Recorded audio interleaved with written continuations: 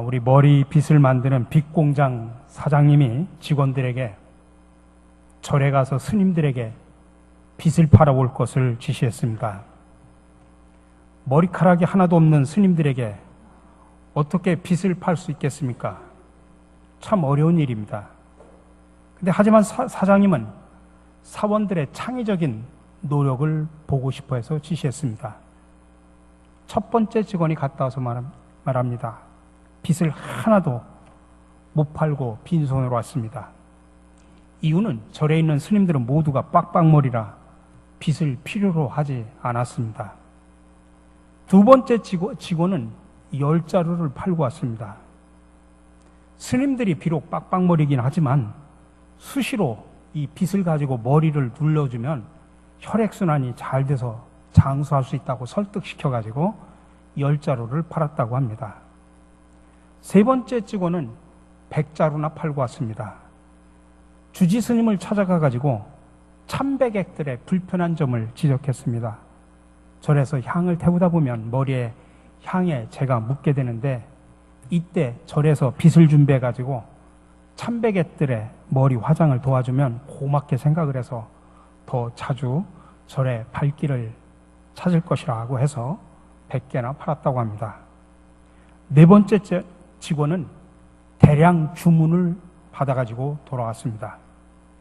그는 참배객들에게 빗을 기념품으로 증정하되 빗의 한 면에는 불교의 상징인 연꽃을 새겨놓고 또 다른 한 면에는 길선빗이라고 새겨놓으면 절의 이미지가 크게 올라갈 것이라고 설득을 해가지고 기념품으로 대량 주문을 받아가지고 왔답니다. 똑같은 제품이지만 어떤 사람에게 빗이 들려있는가에 따라서 매출 상황이 판이하게 달랐죠. 누가 사장님의 칭찬을 받았을까요? 오늘 본문은 예수님께서 백부장의 종의 병을 고쳐주신 아주 어찌 보면 단순한 이야기입니다. 근데 우리가 이 사건에 대해서 큰 관심을 갖는 것은 9절에서 예수님이 하신 말 때문입니다. 내가 너희에게 이르노니 이스라엘 중에서도 이만한 믿음은 만나보지 못하였노라. 세상에 칭찬 가운데도 이런 극찬이 어디 있습니까? 지금까지 내가 수많은 이스라엘 백성들을 봤지만은 이만한 믿음을 내가 본 적이 없다. 그렇다면 도대체 백부장이 어떤 모습을 가졌기에 주님으로부터 그렇게 엄청난 칭찬을 받았을까요? 오늘 본문을 통해서 함께 살펴보면서 저와 여러분들도 주님으로부터 칭찬받는 믿음을 가지고 살기를 간절히 바랍니다. 첫 번째로 사람을 감동시키는 백부장의 믿음이 주님으로부터 칭찬을 받았습니다. 누가가 기록한 두 개의 책이 있습니다. 하나는 누가복음이고 하나는 사도행전입니다. 거기에 유명한 백부장의 이야기가 각각 등장을 합니다.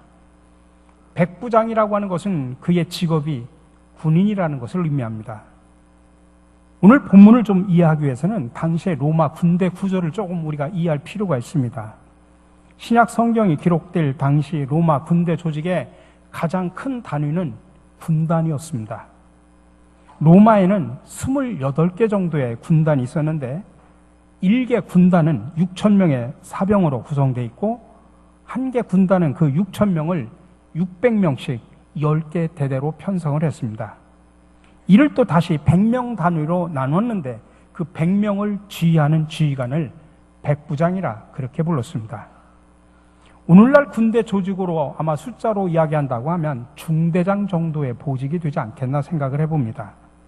그러나 당시의 인구 구성이나 다양한 인종과 지역을 통치하는 그런 상황에 비춰볼 때 그 지위는 오늘날의 중대장보다는 훨씬 월등했고 또 식민 지역에서의 권한은 매우 막강했습니다.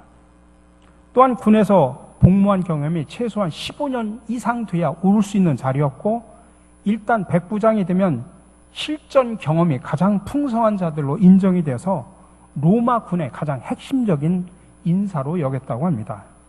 그리고 사병들 사이에서는 백부장이 그들이 꿈꿀 수 있는 가장 명예로운 직책으로 여기기까지 했다고 합니다.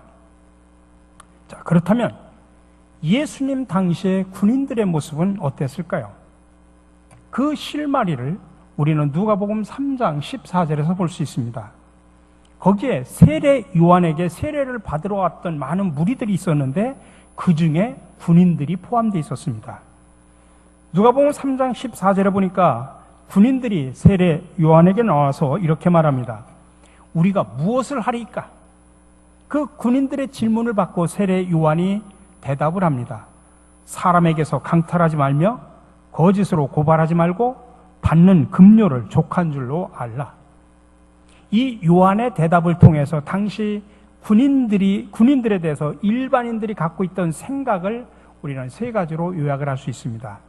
하나는 군인들은 강제로 남의 물건을 빼앗았고, 또 거짓으로 고발해 사람들을 감옥에 끌고 갔고, 또 마지막 불의한 이득을 탐하는 무리로 그렇게 비춰졌다는 것입니다.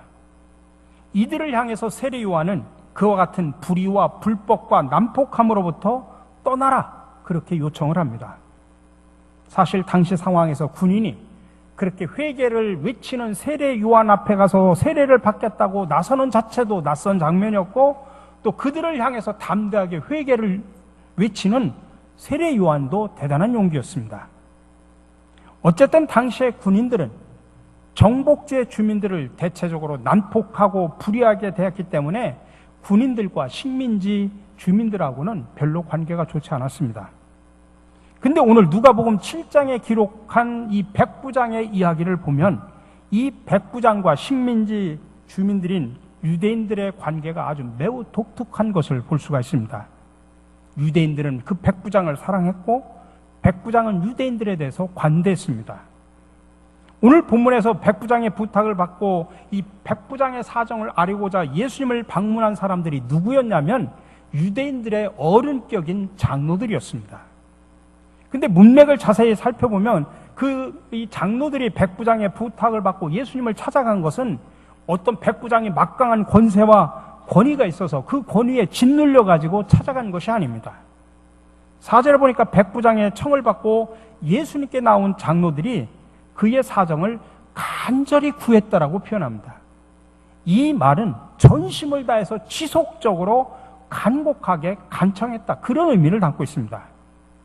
그러니까 마지못해서 강압에 못 이겨서 형식적으로 부탁을 한 것이 아니라 백부장의 일이 내 일처럼 안타까워 꼭 들어주기를 간절히 바라는 마음으로 예수님 앞에 부탁을 했다는 이야기입니다.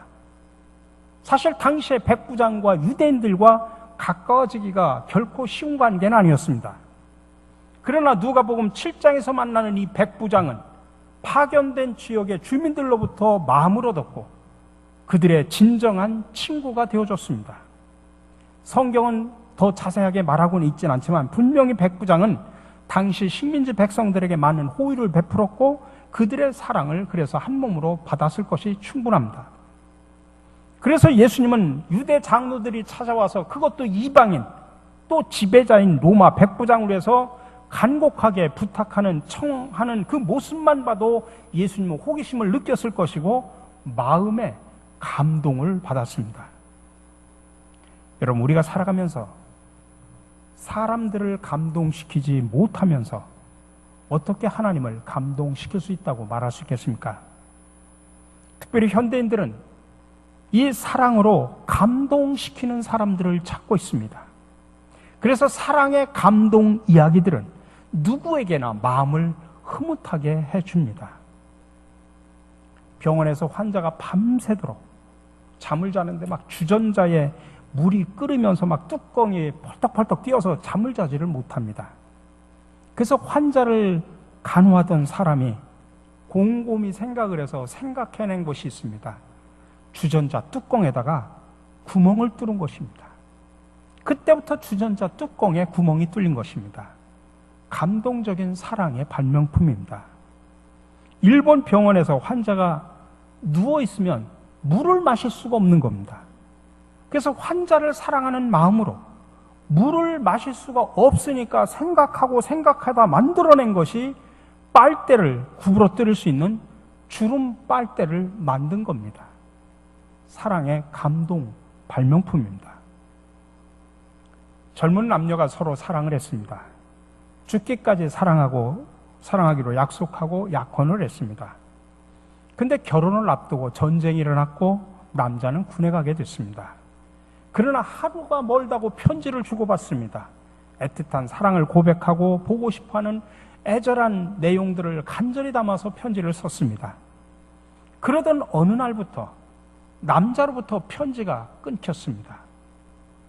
전사한 줄 알고 몸달았던 여자는 어느 날 갑자기 편지를 받게 됩니다.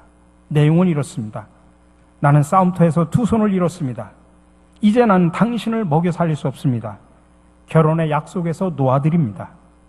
당신이 원하는 대로 다른 사람과 결혼하도록 하십시오. 이 편지는 어떤 사람이 나를 위해서 대신 써준 편지입니다. 이 편지를 받고 약혼자는 답장을 하지 않았습니다. 즉시 전선으로 달려갔습니다. 전선으로 가서 수소문해가지고 남자가 입원한 그 병원을 찾았습니다. 그리고 병상에 두 팔이 폭탄을 맞아 없어진 그 약혼녀를 만났습니다. 그리고 남자를 꼭 껴안고 이렇게 말을 합니다. 나는 결단코 그대를 포기하지 않겠습니다. 나는 당신을 사랑합니다. 우리의 일생을 반드시 성공으로 이끌 수가 있습니다. 여러분, 사랑하기 어려운 사람을 사랑하는 이야기는 아름다운 이야기고 감동적인 이야기입니다. 오늘 백부장의 이야기는 이처럼 사람을 감동시킨 사랑의 이야기입니다. 여러분, 우리가 살아가는 이 시대를 삭막한 시대라고 말합니다. 이런 시대에 사람을 감동시키는 사랑의 메신저들이 되시기를 간절히 바랍니다. 우리가 어떤 거창한 일을 해서가 아니라 아주 작은 말과 행동을 통해서라도 우리가 이웃을 감동시키고 또 하나님께 영광 돌릴 수 있는 그런 삶을 충분히 살 수가 있는 것입니다. 두 번째로 예수님이 이 땅에 오신 참 이유를 보여준 백부장의 믿음 때문에 주님은 그를 칭찬한 것입니다. 예수님이 제자들을 택하여 세우신 이유는 예수님의 메시아 선언과 관련이 되어 있습니다. 누가복음 4장 18절에 보면 예수님께서 메시아로서 공적 사역을 하면서 이 땅에 오신 이유를 정확하게 이사야 선지자의 글을 인용해서 말합니다. 가난한 자에게 복음을 전하게 하시려고 내게 기름을 부으시고 나를 보내사 포로된 자에게 자유를, 눈먼 자에게 다시 보게 함을 전파하며 눌린 자를 자유롭게 하고 주의 은혜를 전파하게 하려 하심이라. 그리고 6장에 가면 예수님의 제자로서 해야 할 도리를 장황하게 설명을 합니다. 그리고 이어지는 오늘 7장에서 백부장 사건의 이야기를 말하고 있습니다. 이게 뭘 이야기하느냐? 누가가 보기에는 예수님이 이 땅에 오신 이유, 그리고 제자를 부르신 이유를 가장 잘 드러내는 모델이 바로 백부장이다라고 하는 것을 드러내 보이기 위해서는 것입니다. 백부장의 위대함은 성육신입니다. 우리가 성육신이라는 말을 쓸 때는 예수님께서 이 땅에 인간의 모습을 입고 오신 사건을 성육신이라고 말합니다. 근데 그 말을 다른 말로 표현하면 겸손과 섬김과 희생을 말하는 것입니다. 창조주 하나님이 인간의 육신의 옷을 입고 이 땅에 오셔서 죄인들의 모든 죄를 짊어지고 죄인이 되셨고 십자가 위에서 이 모든 죄에 대한 대가를 지불하고 돌아가심으로 죄인들의 죄를 사해 주셨습니다. 그런데 바로 이 백부장이 예수님의 이 모습을 너무나 닮았다는 이야기입니다. 여러분, 로마 시대 종은 한마디로 그냥 물건에 불과한 존재입니다. 주인이 죽일 수도 있고 살릴 수도 있습니다. 종을 부려먹다가 쓸모가 없어지면 팔아버리거나 폐기 처분하거나 아니면 죽이면 그만이었습니다. 심지어 이런 이야기까지도 있었습니다. 로마 시대에는 농기구가 3가지가 있었다. 언어를 가진 농기구, 소리를 가진 농기구, 또 소리가 없는 농기구. 근데 소리가 없는 농기구는 새스랑이고, 소리를 가진 농기구는 짐승이고, 언어를 가진 농기구가 노예였다라는 이야기입니다. 그러니 당시의 종들이 어떤 존재였고 어떤 취급을 받았는지를 우리가 알 수가 있죠. 그런데 오늘 백부장은 자기 정말 하찮은 물건에 존재하는 그 종이 아프다고 하니까 마음이 아파서 그를 위해서 간절히 기도합니다. 얼마나 사랑했는지 그를 가족처럼 대해줍니다. 당시 로마 군인들은 잔인하고 포악했습니다. 특별히 장교쯤 되면 권세가 있으니까 그 횡포가 아주 심했습니다. 근데 여기 등장하는 백부장은 마치 천사와 같은 사람입니다. 이렇게 백부장의 위대함은 성육신에 있습니다. 권세 있는 자로서 교만함을 버리고 예수님처럼 겸손과 섬김과 희생의 삶을 보여준 겁니다. 여러분, 예수님의 삶은 겸손의 삶이었습니다. 우리는 믿음의 주인 예수님을 닮아야 되는데, 예수님을 닮는다는 말은 예수님처럼 겸손하게 산다는 이야기입니다. 그래서 솔로몬은 이렇게 말합니다. 교만이 오면 욕도 오거니와 겸손한 자에게는 지혜가 있느니라. 오늘 이 백부장의 겸손이 바로 예수님을 감동시켰다는 이야기입니다. 여러분들, 미국의 화폐인 달러에 보면 100달러에 그려진 인물이 벤자민 프랭클린입니다. 어느 날 그가 이웃의 노인댁을 방문했습니다. 방문이 끝난 후에 그 집 주인인 노인이 집 밖으로 나가는 지름길을 가르쳐 줬습니다. 그런데 지름길 중간쯤에 천장보다 낮은 들보가 있었습니다. 노인은 프랭클린이 머리를 부딪힐까봐 주의를 줬습니다. 머리를 숙이세요, 머리를 숙이세요. 그러나 들보를 보지 못한 프랭클린은 도대체 저 노인이 왜 그럴까 그렇게 생각하는 사이에 그만 머리를 꽝 하고 세게 들보에 부딪히고 말았습니다. 그러자 노인이 이렇게 말합니다. 이보게나 젊은이, 자네가 이 세상을 살면서 머리를 자주 숙이면 숙일수록 그만큼 부딪히는 일이 적을 걸세. 프랭클린은 그 후 오랜 시간이 지나도록 그 노인의 말을 절대로 잊지 않았다는 이야기입니다. 오늘 본문에 나오는 백부장은 로마의 군인으로서 개인적으로는 종을 부리는 주인의 위치였습니다. 그런데 그가 종에게 보여준 모습을 성경에서는 어떤 단어를 쓰느냐면은 엔티모스라는 단어를 쓰는데, 이 엔티모스라는 단어는 존귀 여긴다는 뜻입니다. 자기 종을 엔티모스, 존귀 여겼다는 이야기입니다. 짐승 취급하고 물건 취급하는 종을 존귀 여겼다는 이야기입니다. 그리고 5절에 보면 백부장의 부탁을 받고 예수님께 도움을 요청하러 간 그 유대인 장로들이 들려주는 고백에 보면 백부장이 그 유대인들에게 보여준 사랑을 어떤 단어를 가지고 쓰냐면은 아가페라는 단어를 가지고 씁니다. 여러분, 백부장은 조건을 따지지 않고 무언가를 바라지 않고 순수한 마음으로 보상을 바라지 않는 그런 아가파의 사랑을 보여준 것입니다. 그는 인종적인 편견, 종교적인 편견을 뛰어넘어 위대한 예수님의 사랑을 보여주었습니다. 유대인들은 식민지 생활을 했지만 그 백부장의 사랑 안에서 숨 쉴 수 있는 자유함을 누릴 수가 있었던 것입니다. 여러분, 저와 여러분 모두가 오늘 이 백부장처럼 성육신의 신앙, 겸손과 섬김 그리고 희생 정신을 통해 주님의 제자로 올바르게 살아가시기를 간절히 바랍니다. 또한 주님의 사랑 아가페를 가슴에 담고 이웃을 사랑하는 제자들이 되시기를 간절히 바랍니다. 마지막으로 삶이 신앙으로 승화된 백부장의 그 믿음을 주님은 칭찬하셨습니다. 구인에게 있어서 가장 중요한 것은 명령에 살고 명령에 죽는 것입니다. 오늘 본문에 나타나는 이 백부장이 바로 그 명령체계에 가장 익숙한 사람입니다. 근데 놀라운 것은 백부장에게 있어서 소중한 가치가 삶의 내용과 실천으로 드러나고 있습니다. 6절에 백부장으로부터 보냄받은 친구들에게 종의 병을 고쳐달라는 부탁을 들으신 예수님은 기꺼이 그 백부장의 집을 방문합니다. 그러자 친구들을 통해서 예수님이 친히 자신의 집에 오신다는 소식을 들은 백부장은 자기가 군대 예를 들면서 예수님이 어떻게 낫고 천한 자신에게 오실 수 있느냐, 용납할 수 없다고 그렇게 고백합니다. 하인의 병을 위해 예수님께서 자신의 집까지 오시는 것을 스스로 용납할 수 없다는 그 고백을 통해 그의 직업적인 특징이 굴림과 지배 있지 않고 오히려 상대방을 향한 배려, 타인을 이해하려고 하는 관용에 있음을 보게 됩니다. 그래서 그에게 있어서 삶과 직업은 곧 인격을 담아내는 장이자 신앙을 고백하는 통로임을 우리에게 보여줍니다. 사도행전 10장에서 누가는 더 구체적으로 고넬료라고 하는 백부장을 이렇게 소개합니다.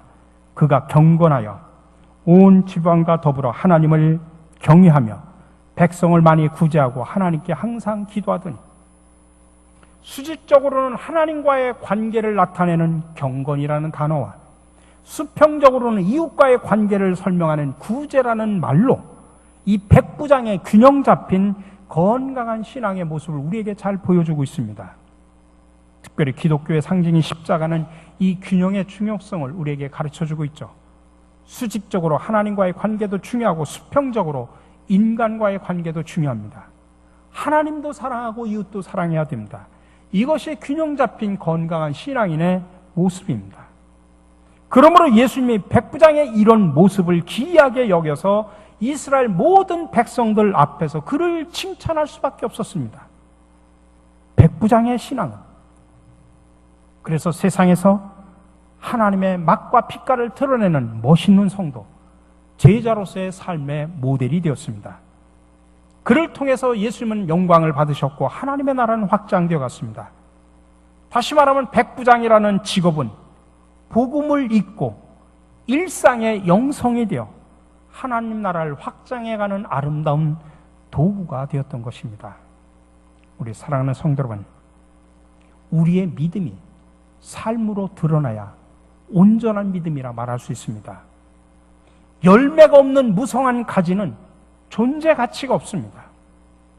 자, 그렇다면 여러분이 주님의 제자라는 증거가 어떠한 열매로 드러나고 있습니까? 아니, 교회 안에서 입만 무성한 가지는 아닌지요?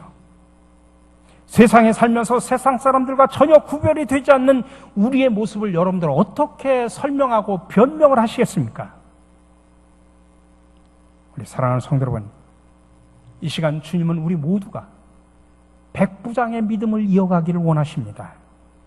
그래서 사람을 감동시켜 하나님께 영광을 돌리는 제자, 겸손과 섬김 그리고 희생 정신을 통한 성육신의 신앙을 가진 제자, 세상에서 성령의 아름다운 열매를 주렁주렁 맺는 일상의 영성을 소유한 제자로 거듭나기를 원하십니다. 이 시간 저와 여러분 모두가 아멘으로 화답하여 세상에서 하나님의 맛과 빛깔을 드러내는 멋있는 성도, 주님의 참된 제자가 되시기를 주님의 이름으로 간절히 축원합니다. 사랑의 주님, 우리는 주님을 믿노라 하면서도 주님의 참된 제자로서 신앙과 인격을 제대로 갖추고 살지 못했음을 솔직히 고백합니다. 이 시간 회개하오니 용서하여 주시옵소서. 이제부터는 참된 주님의 제자로 거듭나 백부장처럼 사람을 감동시키고 겸손과 섬김 그리고 희생 정신을 통해 성령의 아름다운 열매들을 주렁주렁 맺는 성숙한 주님의 제자들이 되게 하여 주시옵소서. 성육신의 모델이 되시어 우리를 섬기신 예수 그리스도의 이름으로 기도드립니다. 아멘.